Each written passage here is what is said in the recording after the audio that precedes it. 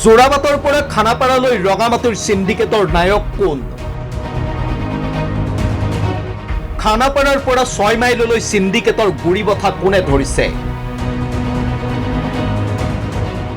প্ৰশাসনক অন্ধকাৰত ৰাখিব পৰা মহা শক্তিশালী বন বিষয়া আছে গুৱাহাটীত। ভুৱা চালানেৰে চলিছে পাহাৰৰ ৰঙামাটিৰ সৰবৰাহ। ভুৱা চালানেৰে মেঘালয়ৰ ৰঙামাটি গুৱাহাটীলৈ কোনে আনিছে? হয়, ঠিকেই শুনিছে। কেইজনমান মহা শক্তিশালী বন বিষয়াৰ নেতৃত্বত গুৱাহাটীত চলিছে ৰঙামাটিৰ সিন্ডিকেট। ৰঙামাটি সৰবৰাহ কৰিবলৈ গুৱাহাটীৰ বন বিভাগে ডাম্পাৰক 450 টকাৰ বিনিময়ত এনেকৈ দিয়ে ইলেক্ট্ৰনিক ট্ৰেনজিট পাছ। কিন্তু চৰকাৰৰ ঘৰলৈ এদিনত মাত্ৰ 450 টকাৰ ৰাজহ দি নামতহে এইখন পাছ লয় এখন ডাম্পাৰে। আচল কাহিনী চলে বন বিভাগৰ কাৰ্যালয়ৰ গোপন টেবুলত।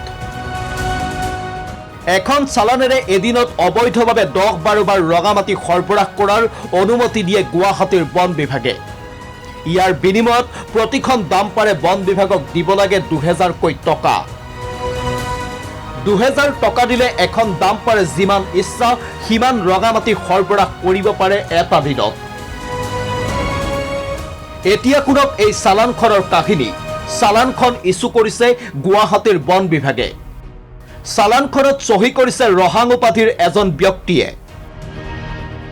কিন্তু এই ৰহাং গুৱাহাটীৰ বন বিভাগৰ কি পদবীৰ বিষয়া সেয়া উল্লেখ কৰিবলৈ সাহস নাই বন বিভাগৰ।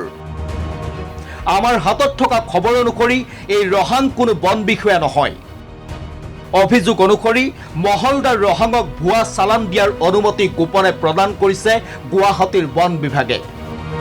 পিছে টকাৰ লোভত কোন বন বিষয়াই এনেকৈ মুখ্যমন্ত্ৰীৰ নিৰ্দেশক ভৰিৰে মোহাৰিবলৈ সাহস কৰিছে? প্ৰশাসনে পাহাৰ খনন বন্ধ কৰাৰ পিছতো কাৰ আশীৰ্বাদত চলিছে অবাধ পাহাৰ খনন? খবৰ অনুসৰি ৰঙামাটি সিন্ডিকেটত জড়িত বন বিষয়া কেইজনৰ নেতৃত্বতে গুৱাহাটীত বিভিন্ন প্ৰান্তত এফালৰ পৰা চলিছে প্ৰকৃতি ধ্বংসযজ্ঞ। কোনে কেনেকৈ প্ৰকৃতিৰ নামত লুণ্ঠন ৰাজ চলাইছে ফাদিল কৰিব পৰৱৰ্তী প্ৰতিবেদনে সকলো কলা অধ্যায়। Bureau report DY 365